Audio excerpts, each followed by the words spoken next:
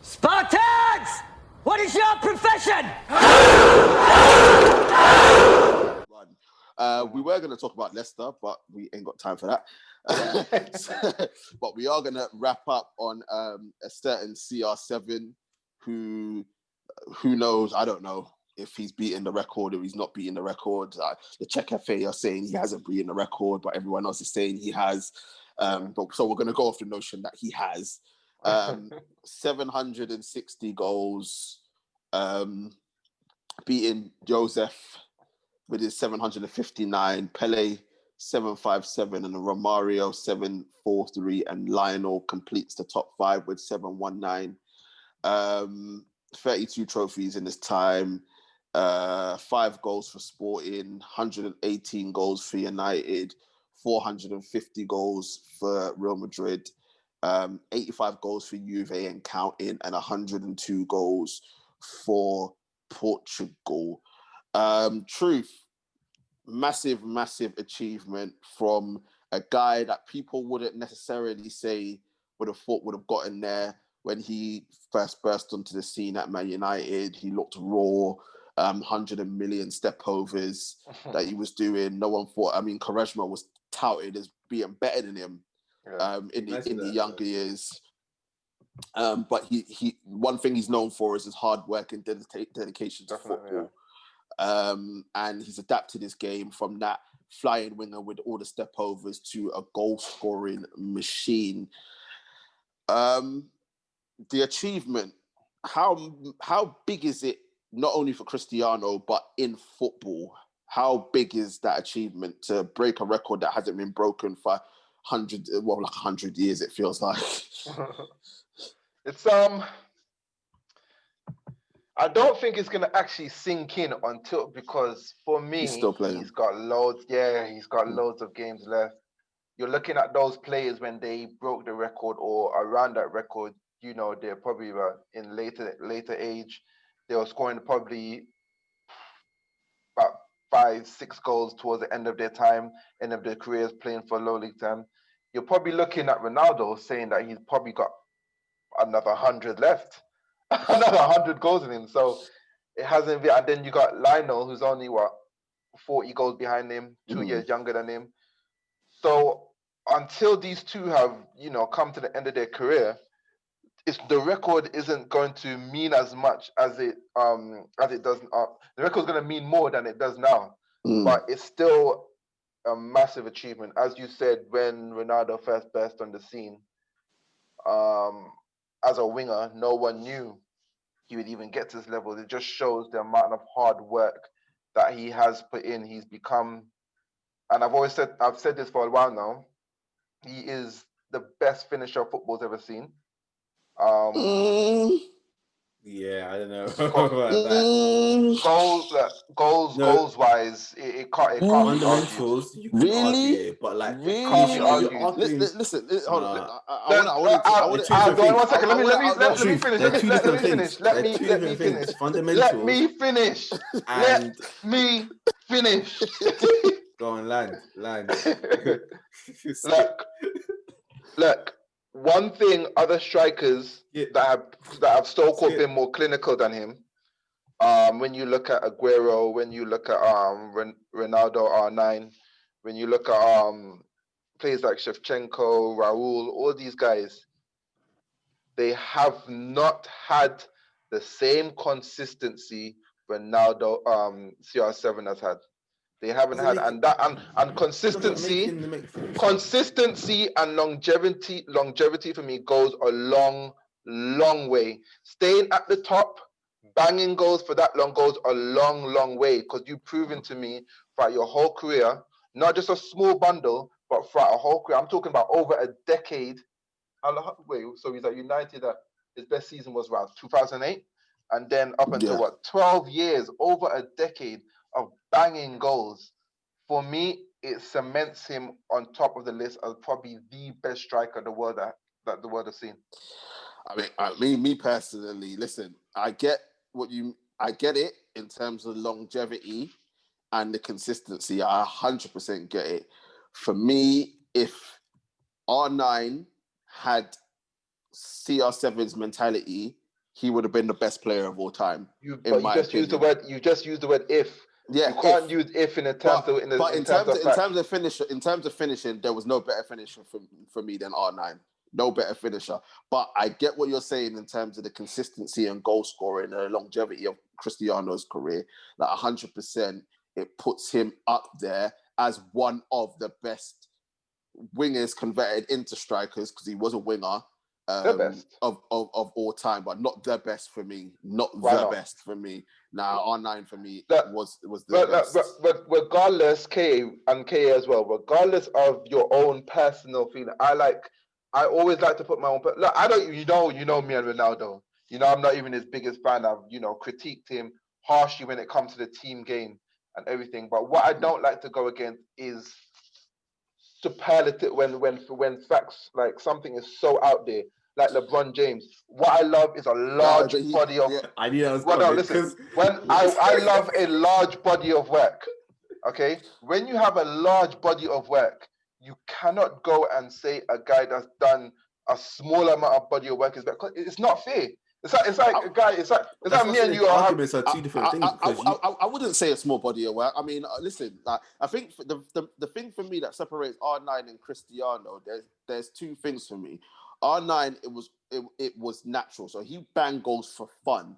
Like, he didn't have to work at it. And second of all, R9 on his day, especially that season where there was a season when he was at PSV and the season against Barcelona, he was unplayable. I know. CR7 for me can always be taken out of a game for me as a striker.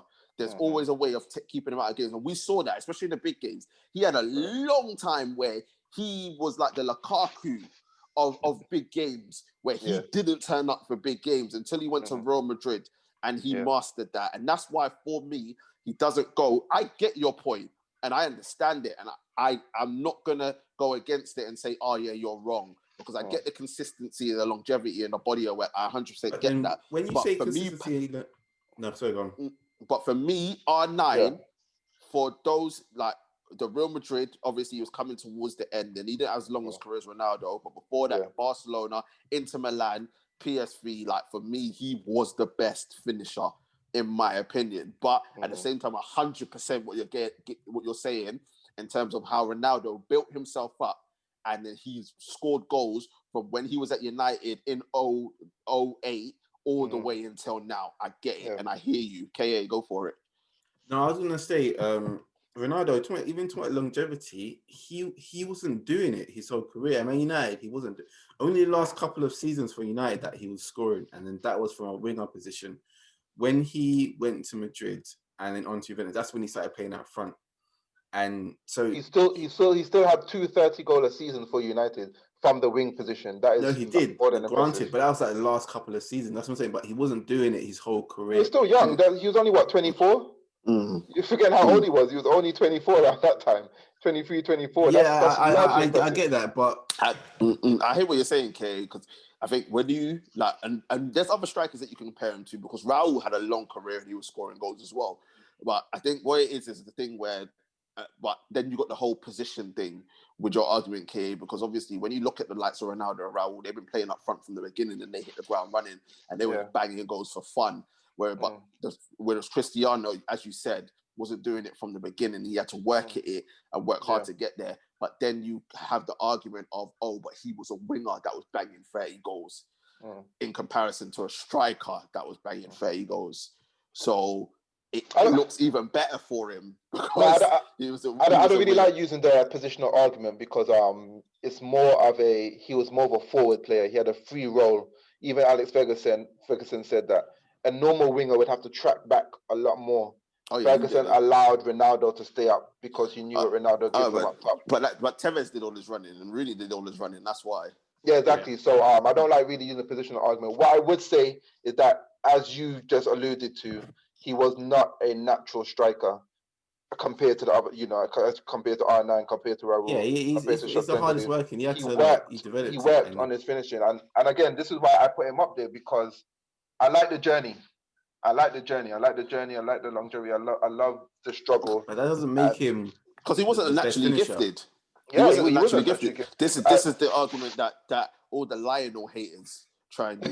Lionel was naturally gifted, and compared to Ronaldo, who had to work hard. All you Lionel haters, piss off. Lionel is the best of all time. I don't care what you say. You can at me if you want. I said it. Yeah, right. Like I agree. Lionel's the best of all time all over. But for me, in terms of striker, CR7, as I said, I love R9. I loved his football, and if and this is the main thing, I've used the word if he was to be fit, even for 5 years, even for 5 straight years, if he was fit, he would have been. I put him on. He would have been the best of all time. He would break the record anyway, because he would have been the best of all time. Yeah, he was a monster. But I have to hold his injuries against him. I have to. Like I can't not hold it against him. It's impossible. Ronaldo's done too much for me to put someone who didn't do even half of what he's done, up there next to him. Question: R9 never won a Champions League, did he? Nope. He never. I was racking my brain. But he did win 2 World Cups, though. He did win 2 World Cups. Oh yeah, I forgot to mention that. Yeah, he did win 2 World Cups, but never won a Champions League. But listen, at the end of the day, you're always going to get the argument with CR7 compared to the other strikers of this world. But one thing we have to say is that we have to respect the fact that over his long, successful, illustrious career, the guy has worked hard to where he wanted to get to. He wasn't the most naturally gifted player. He worked hard, left even his hometown at a young age to go to Sporting, left a foreign country, left his country of birth at a young age to go to foreign, and the career that he's had and it's still going on at Juve to this day, you can only respect the amount of work that he has done as one of the best to have ever played the game. Whether or not, I know a lot of people see him as the best, I will argue all day long that he's not. And that's me being a United fan, but everyone knows my feelings towards Cristiano Ronaldo. I would love for him to go back to United. Nah, just for a laugh. Just for a laugh. As much as I don't like you guys, but imagine going back to United and just, bringing a trophy. I think it will end his career perfectly for me. Nope. I told you already. I told you already. Mr. Fairy Tales over here, listen, man. I told you already. 06-07, that game against AC Milan away, I still haven't forgiven him for it, and I never will. Wow, this guy. I still haven't forgiven him for it, and I never will. But I respect what he's done. Yeah. I was going to say, just before we go off, are we going to do a little bit of predictions? Because Mr. KA here for the midweek game, not the FA Cup game. Yeah, we can. That's fine. Yeah, KA's here. You can jump on it. Yeah. All right, guys, let me bring up the... sorry to... While the truth is bringing up the game, sorry to all the Leicester fans. Unfortunately, time and Chelsea fans as well. I've got a lot to say about Werner, bro. Because of that, I'll include Leicester in the predictions, because me and TJ only do Big Six. Since Leicester are fighting their way, I know some Leicester fans out there saying that we're probably a bigger club than Arsenal now. You know what? I'll include you guys. I'll include you guys for this one. So let's go to the first game. I think it's a big game. Tottenham versus Liverpool. Let's start with KA since he's new to our predictions. KA? First day game. Tottenham are at home. I'm going to say 2-1 Spurs. Ooh, 2-1 Spurs. 2-1 Spurs. Interesting. TJ? I'm going to go 1-1. Game, TJ's Mr. Safe. Robbie and Arsenal. I know. That's TJ's favourite score, 1-1. And I'm an Arsenal fan as well, giving Spurs the win for this, man. But I think just the way that Liverpool are playing at the moment, I think Spurs can take this. I think Maury's too negative. That's why I'm saying 1-1. I don't know if you heard, but my rule is that I never ever predict a Tottenham win. So I'm going to go 1-2 Liverpool. It was hard for me to say 2-1, but I never predict a Tottenham victory, so I know. Second game, we're gonna go to Arsenal versus Southampton, rematch of today's game. Who's at home? We are. Oh, I think it's. Huh? No, Southampton are at home. No, Southampton at home. Sorry, Southampton at home. I was thinking. I was like, We were home today. I saw watched that game the other day. We were home today. No, you weren't at home. You were away today. No, we're away. Was you away today? Oh wow! Yeah. So they got a couple of nights on the south coast then. Okay. Oh, I don't know. I think this one would be. I think it'll be a 1-1. Ooh. Because I don't think Saints they're gonna have the momentum from today's game, and they will have they played near enough their first team, whereas Arsenal didn't. And I don't think that the players that we have coming in will be enough. And also, there's a potential that Aubameyang might not be playing. Have you heard? He apparently going through some marital issues. It could be going for a divorce and stuff. And I think Arteta's come out and said he can take all the time he needs. Yeah. Were you saying Arteta's been playing around during COVID? No. Yeah. I don't know about that, but Arteta says if he needs time away, because apparently it seems like it's probably hit him quite hard. So his mind may not be in the game. So I don't know. We might not have he's not really our star striker at the moment, but he's a big part of the team and he might not be there. Or he may not, if he's there, his head might not be in the game. So I'm going to give it a 1-1. I'm going to go 2-1 Arsenal for this one. I think... Who's your scorers? I'm not sure who's going to score, but I just think our first team is more than enough. I think when Partey comes back into the midfield, I think I don't know. Smith Rowe and Saka just provide a lot more than what the rest of the players gave us today. And Southampton's football is very intense, so I think they're going to be a little bit drained. It is a Tuesday game, so it's a quick turnaround. I believe we'll win this game 2-1. TJ? 2-0 Arsenal. 2-0? 2-0 Arsenal, yeah. Wow.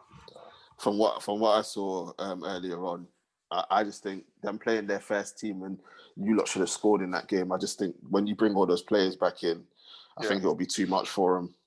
Yeah, I believe as well. I think will Tino be back? But I hope, all of them, man, they'll be back. I think Aubameyang's the only one that's a doubt. But I said Southampton, just one hamstring of Partey's and we will be grateful.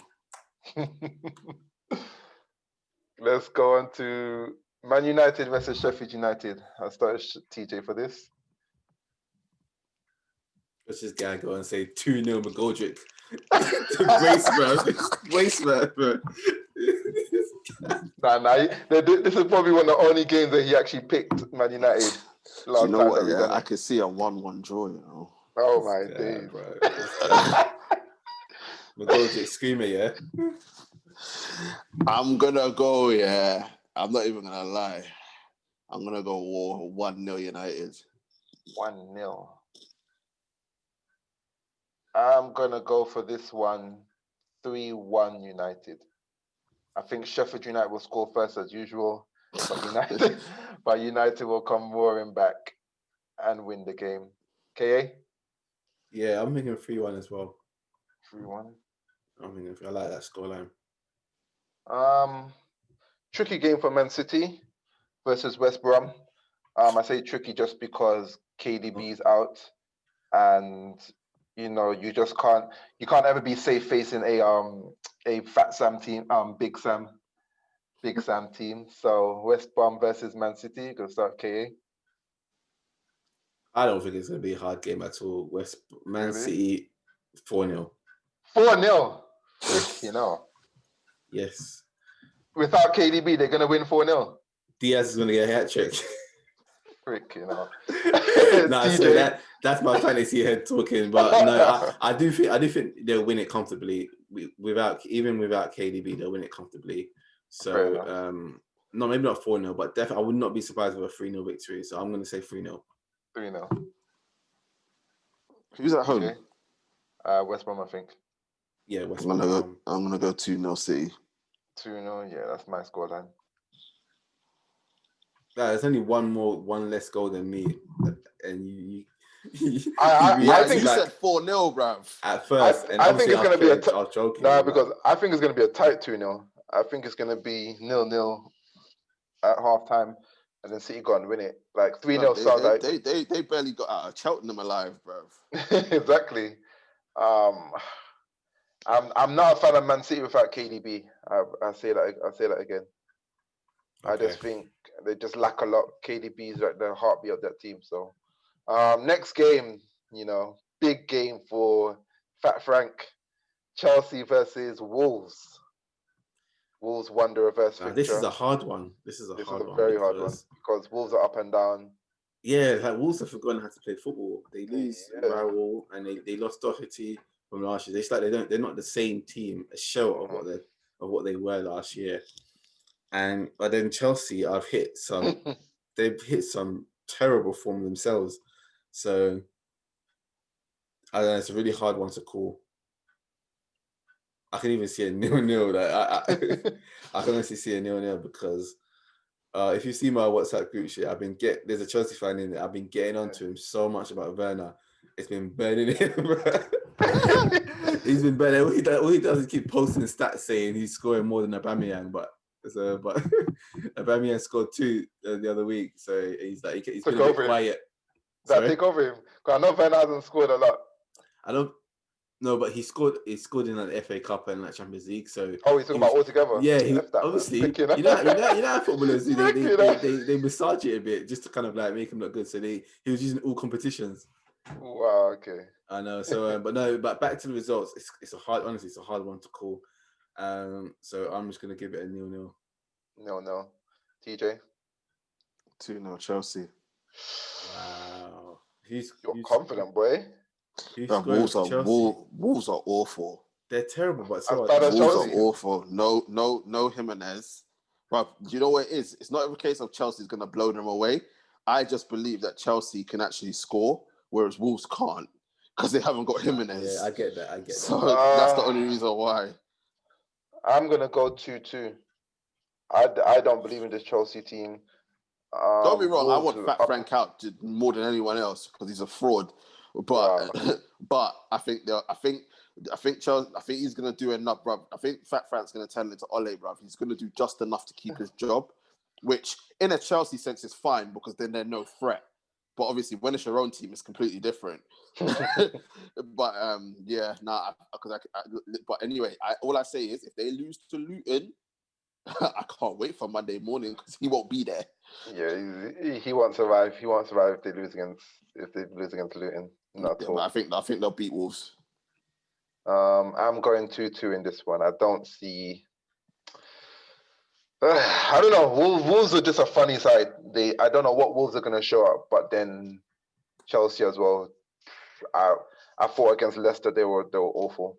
They were terrible. They have some puff, and Mount is just playing every single game. Oh my days, bro! When Fat Frank must have enjoyed that beat when he had Mason Mount, to the amount of times that he's playing him, bro.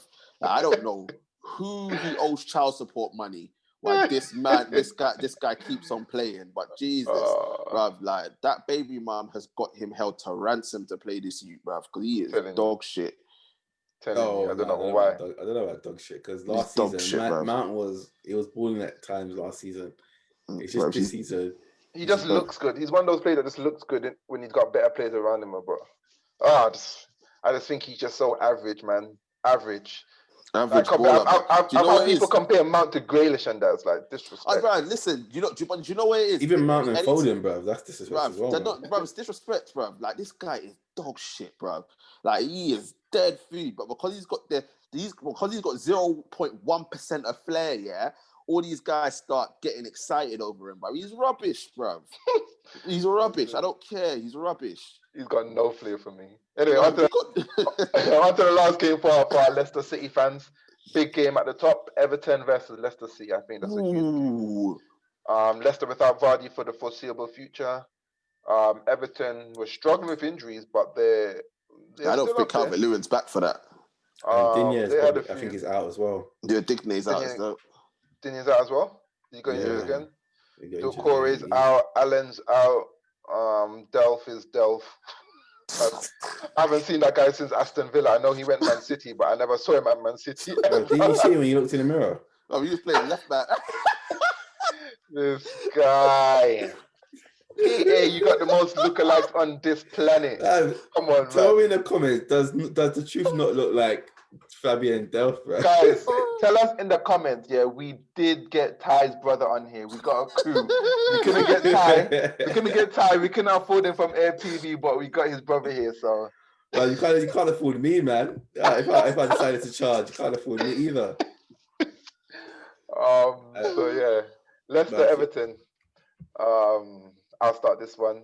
Ooh, would I? Yeah, let's start this one. I'm gonna go 2-1 Everton. Ooh, who's going for Everton though, man? Calvert-Lewin, he's back fit apparently. Richarlison's back fit.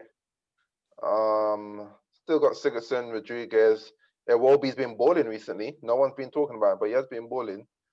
So yeah, I'm gonna go 2-1 Everton. Only because Leicester don't have Vardy. Okay. Yeah, I don't know. I'm going 1-0 either way, but it's hard to call who's going to score because Leicester's defense is really good. But then, yeah, as you said, who's scoring for Leicester? Who's going to lead the line? I think when Vardy's been injured in the past, they've played Perez up front. Yeah, and then they've kind of they've encouraged Barnes to kind of get involved a bit more to help out with the goal scoring. But then, I don't know. I think I'm going to go 1-0 Leicester. 1-0 Leicester? Yeah. TJ? 2-2. 2-2. Tough set of fixtures for midweek, boy. I'm telling you, I just can't. Some good games. I don't know, for some reason I can't see a result in that one, but there are some good games. Yeah, very good games. Midweek culminating in the final fixture that we started predicting, which was Spurs and Liverpool, which will be a massive game. But that is it from us. Another brilliant session as usual. Want to say thank you to my guys, Mr. KA and The Truth. It's a pleasure. Sorry, I missed that. What was that? I said thank you. Oh, you're most welcome. Thank you to Tu for his brief cameo appearance as well. But that's it from us, guys.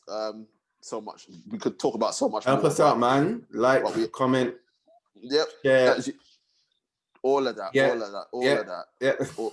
All of that. Got much more content coming out for you, and obviously, in the comments, put your predictions. Who do you predict that's going to win the Premier League title?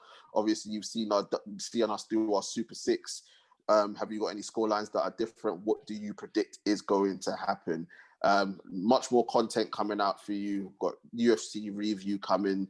We've got our Premier League preview show, which will be back on Thursday as we look ahead to the big games of the weekend, which the star of the show, which it will be a big one because it will be United Arsenal, guys. I'm ready for war this time. We're gonna try and get Mr. K on again on Thursday. I don't know if he's gonna be able to, but we're gonna try and get him again for that, seeing as it is Arsenal versus Manchester United. Yeah, should be good. Should be good. Yeah, that's what I like to hear. I'll try and make it on.